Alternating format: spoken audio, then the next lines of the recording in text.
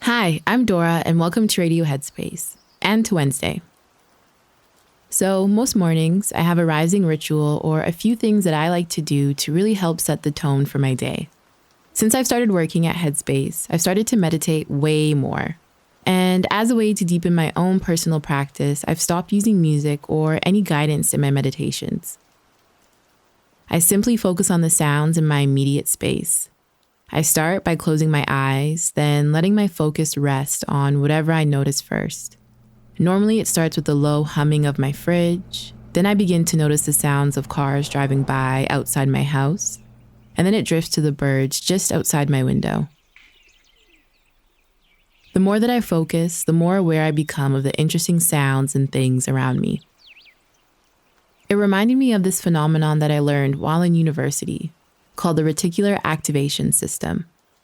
The RAS is a part of the brain that helps us focus on more important information and discard everything else. Think of it as a nightclub bouncer for our brains, where it's in charge of filtering all the sensory information that we perceive every single day.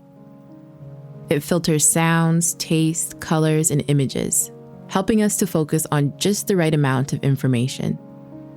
And we've all used this before. For example, if you're thinking about buying a new car, and then all of a sudden you start to see that car everywhere, that's the RAS in action.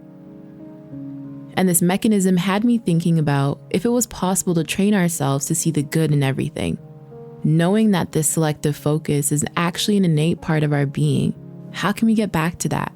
Being more intentional with our focus.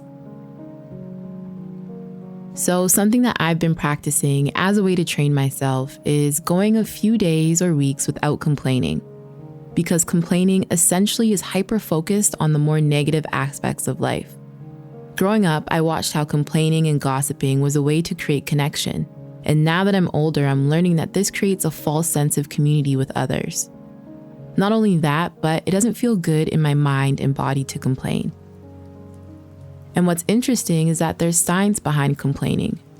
There's certain chemicals and neurotransmitters that fire when we complain, and there's also a temporary endorphin boost that we get, which is why we can get so caught up in focusing on what's not going right. Initially, when I started to challenge myself to complain less, it was actually really hard because complaining has just become so much a part of my normal dialogue. Sometimes I wouldn't even be aware that I was complaining.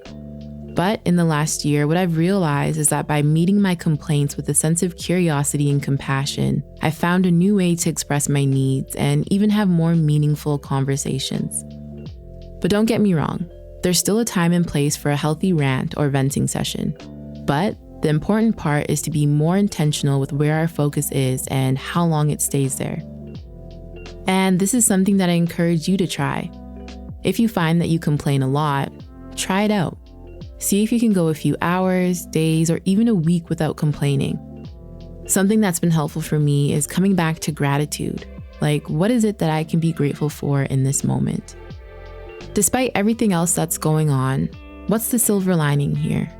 When we can practice self-awareness and just notice how often we complain, we actually begin to rewire the brain and train the brain in a way where we're focusing less on what we don't have and more on what we do. So I'll leave it there for today. Thank you for listening, and I look forward to seeing you back here tomorrow.